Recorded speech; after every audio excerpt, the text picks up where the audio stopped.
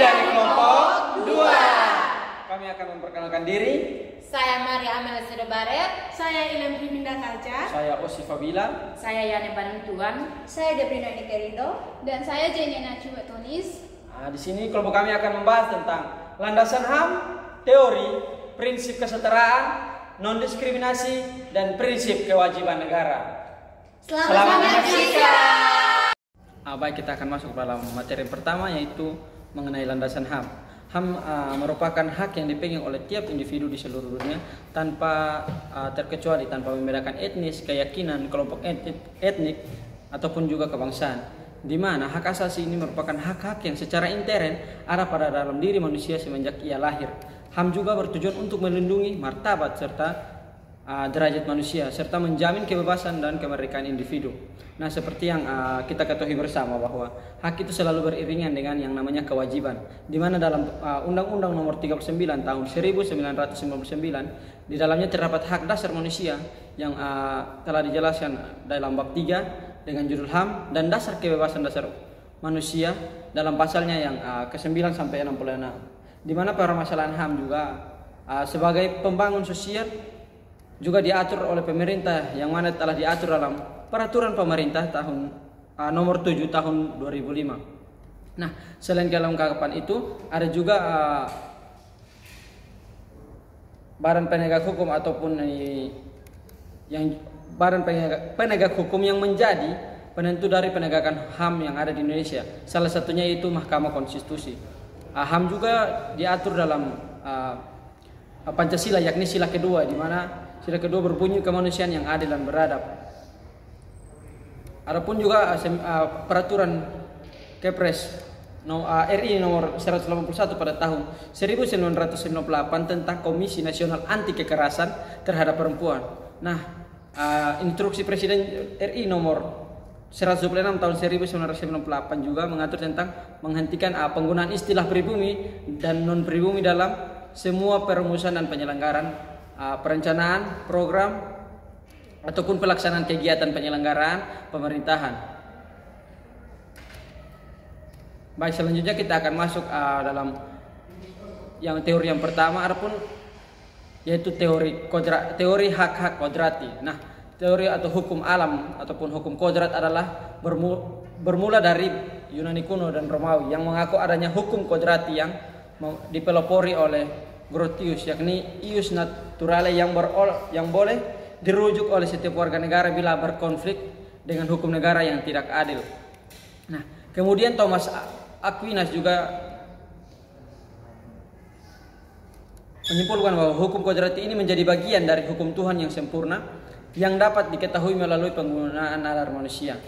Nah, HAM dapat dipandang sebagai produk hukum kodrat yang melahirkan teori hak-hak kodrati sebagaimana tertera dalam Deklarasi Kemerdekaan Amerika, di mana deklarasi hak-hak manusia dan warga negara Prancis dan berbagai konstitusi negara modern. Nah, sepanjang abad ke-17 khususnya masa Renaissance, pandangan hukum kodrati oleh Grotius terus disempurnakan dan pada akhirnya berubah menjadi teori hak kodrati.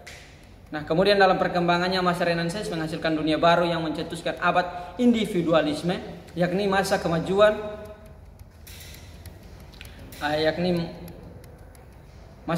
dan pembebasan dari yang namanya ikatan dan kewajiban lama.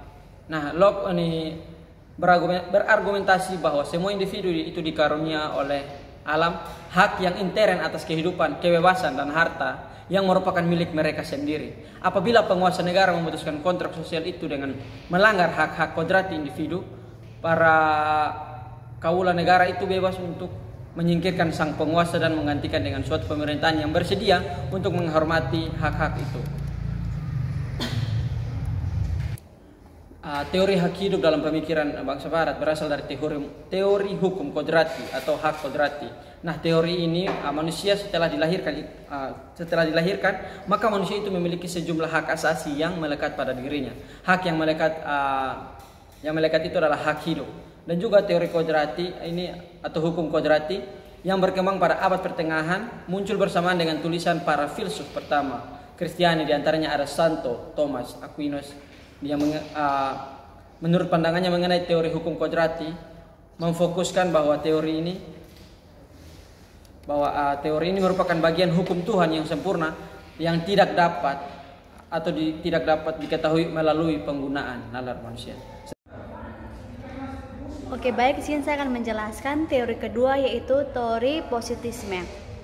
Kaum positis berpendapat bahwa hak hanya dapat diturunkan dari hukum negara melalui metode empiris, berbeda dengan hukum kodrati yang didasarkan pada moral dan nara. Menurut David Hume menekankan bahwa moralitas harus disingkirkan dari analisis hukum, sehingga hukum kodrat ini hanya menjadi debat moral tanpa sistem hukum yang sistematik. Menurut Jeremy Bentham, melalui utilitarisme memberi sentuhan humanis pada positisme dengan prinsip bahwa hukum harus meningkatkan kebahagiaan terbesar bagi jumlah orang yang terbanyak. Filsafat individualisme ini bertujuan pada kebebasan individu dan kesejahteraan maksimal untuk yang juga menjadi dasar ekonomi dan mekanisme pasar bebas. Masyarakat liberal modern ini menekankan individualisme, privasi, dan sekularisme, memisahkan individu dari komunitas primer seperti keluarga dan agama. Hak individu ini diutamakan, termaksud kebebasan berpikir, berbicara, dan berserikat, meskipun terkadang bertentangan dengan norma sosial yang lebih luas. Menurut sosiolog Ferdinand Tönnies membedakan Gemeinschaft atau masyarakat tradisional yang berbasis komunitas dengan Gesellschaft atau masyarakat modern yang individualitis dan berbasis kepentingan pribadi. Dalam masyarakat kapitalisme liberal, hubungan sosial cenderung bersifat traksional tanpa keterkaitan erat dengan komunitas atau norma sosial lainnya. Teori yang ketiga yaitu teori universalisme. Nah, HAM sebagaimana yang telah diuraikan pada sebelumnya merupakan hak yang dimiliki oleh setiap manusia, tidak bergantung pada hak atau kewajiban individu sebagaimana warga negara, anggota keluarga, pekerja, atau bagian dari asosiasi atau organisasi publik atau privat. Nah, HAM adalah hak universal sehingga HAM berlaku bagi semua manusia di semua negara. Namun demikian, menurut Mas'ud Baderin mencatat bahwa dalam diskusi HAM internasional masalah universalitas HAM sering dikacaukan dengan universalisme. HAM, kendati kedua konsep itu saling berhubungan satu sama lain, namun masing-masing konsep mengacu pada aspek yang berbeda sehingga penting untuk mendapatkan pendekatan realistis terhadap masalah ini. Nah, universalitas HAM telah dicapai beberapa tahun setelah diterimanya Deklarasi Universal Hak Asasi Manusia pada tahun 1948 dan dibuktikan oleh fakta bahwa kini negara yang tidak tegas menerimanya dianggap sebagai pelanggar HAM. Semua bangsa dan masyarakat dewasa ini pada umumnya mengakui gagasan HAM sehingga mengukuhkan universalitasnya. Doktrin kontemporer hak asasi manusia merupakan salah satu dari sejumlah perspektif moral universalis. Asal mula dan perkembangan HAM tidak dapat terpisahkan dari perkembangan universalisme nilai moral. Nah, dalam universalisme, individu adalah sebuah unit sosial yang memiliki hak-hak yang tidak dapat dipungkiri dan diarahkan pada pemenuhan kepentingan pribadi. Dalam model ini, relativisme budaya suatu komunitas adalah sebuah unit sosial. Nah, dalam hal ini tidak dikenal konsep seperti individualisme, kebebasan memilih dan persamaan. Namun demikian, negara-negara tersebut mengacu fakta bahwa mereka telah mengadopsi konsep nation-state dari barat dan tujuan modernisasi sebenarnya juga mencangkup kemakmuran secara ekonomi. Lanjutkan yaitu mengenai relativisme budaya. Jadi gagasan tentang relativisme budaya mendalihkan bahwa kebudayaan merupakan satu-satunya sumber keabsahan hak atau kaidah moral. Karena itu, hak asasi manusia dianggap perlu dipahami dari konteks kebudayaan masing-masing negara. Semua kebudayaan itu mempunyai hak hidup serta martabat yang sama yang harus dihormati. Sehingga relativisme budaya dalam hak asasi manusia atau HAM di Indonesia itu terlihat dari bagaimana prinsip-prinsip HAM internasional diadaptasi sesuai dari nilai, tradisi, dan budaya lokal. Relativisme budaya ini berpendapat bahwa HAM tidak bisa diterapkan secara universal begitu saja, melainkan harus disesuaikan dengan konteks sosial budaya dari suatu masyarakat.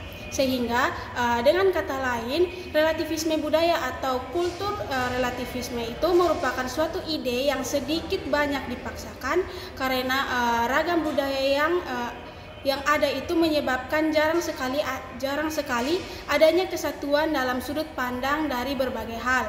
Selalu ada kondisi di mana mereka yang memegang kekuasaan itu selalu tidak setuju. Sehingga ketika suatu kelompok menolak hak kelompok lain, seringkali itu terjadi demi kepentingan kelompok itu sendiri. Oleh karena itu, hak asasi manusia itu tidak dapat secara utuh bersifat universal kecuali apabila hak asasi manusia tidak tunduk pada ketetapan budaya yang seringkali dibuat dan tidak dengan suara bulat, dan dengan demikian tidak dapat mewakili setiap individu. Adapun contoh relativisme budaya di Indonesia, yang pertama adalah hukum adat dan penyelesaian sengketa. Nah, di beberapa daerah seperti Aceh, Papua, dan Bali, hukum adat itu masih menjadi bagian penting dalam menyelesaikan sengketa. Misalnya di Aceh itu sangat menerapkan yang namanya syariat Islam dalam beberapa aspek hukum. Ada juga perbedaan dari bagaimana hak-hak individu itu diatur dan dibandingkan standarnya dengan HAM di Indonesia. Kemudian yang kedua itu adalah tradisi dan peran perempuan. Nah, di beberapa komunitas adat, peran perempuan itu seringkali diatur oleh adat dan tradisi. Misalnya dalam masyarakat Minangkabau itu ada matrilineal atau yang memperkuat hak perempuan dalam mendapatkan warisannya.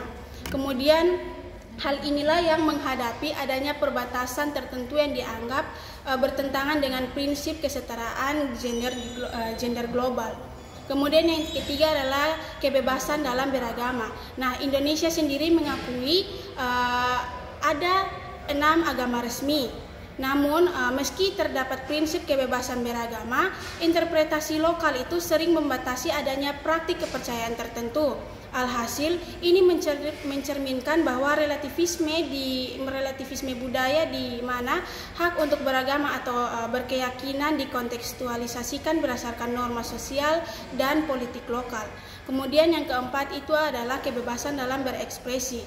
Di beberapa wilayah, kebebasan dalam berekspresi seringkali dibatasi dengan alasan menjaga harmoni sosial atau menghormati nilai-nilai budaya.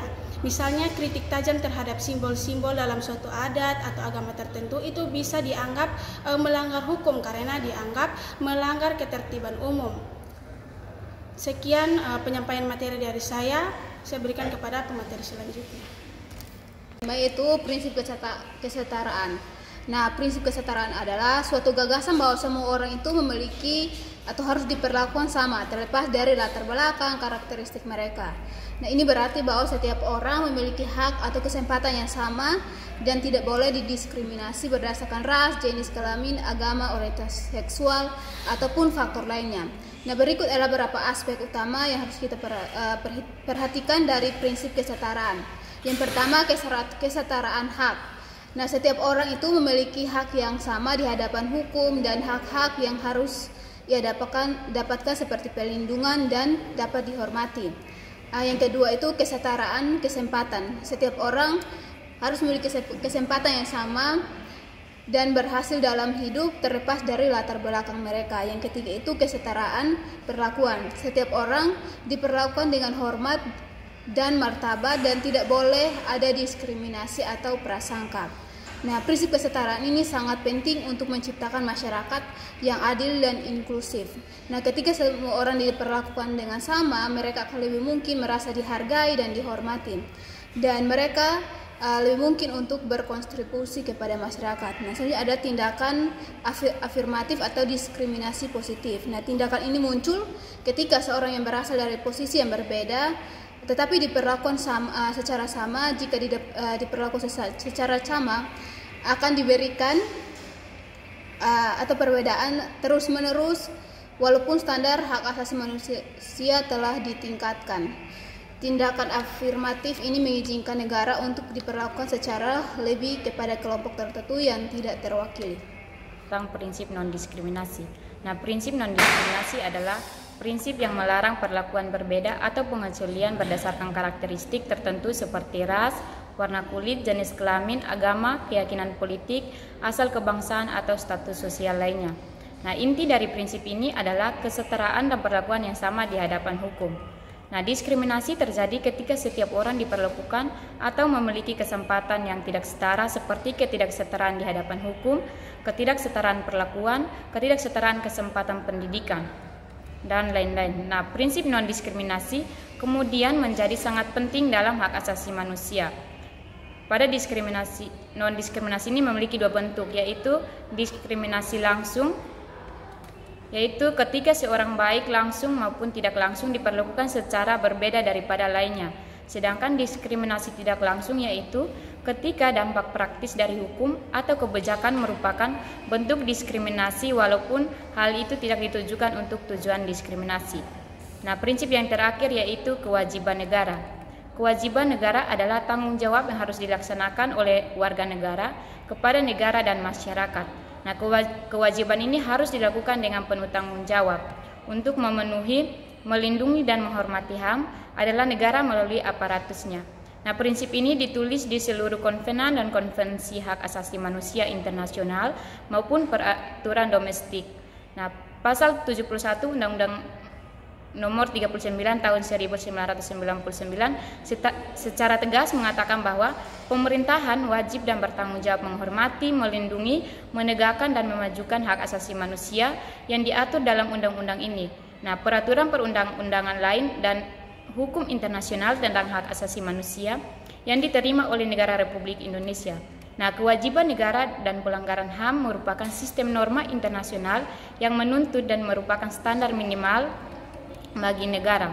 Nah, standar minimal inilah yang akan digunakan oleh komunitas internasional untuk melakukan evaluasi sekaligus scoring terhadap sejauh mana negara tersebut telah menjalankan kewajiban hak asasi manusia internasional. Nah, hukum hak asasi manusia merumuskan 3 bentuk kewajiban negara, yaitu yang pertama, kewajiban untuk menghormati, yang kedua, kewajiban untuk memenuhi, dan yang ketiga, kewajiban untuk melindungi. Sekian pemaparan materi dari kelompok kami. Terima kasih.